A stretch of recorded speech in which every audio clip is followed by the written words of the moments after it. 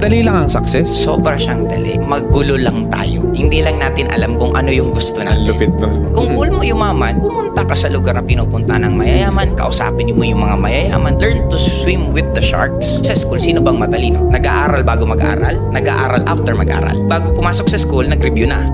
Nung nasa school, nag-aaral pa. Yes. Pagkatapos sa school, yayain mong lumabas, ayaw kasi Ayaw, mag-aaral. Anong sabi sa bilyar? Dapat natutulog ka sa bilyaran. It is just a metaphor na ibig sabihin, inuumaga ka Kakalaro. Again, time na naman yun at marami kang ginagawa. Efren Bata din, di ba ang galing magbilyar? Regine Velasquez, di ba ang sabi 5 a.m. nilulublob na siya sa drum ng papa niya para kumanta.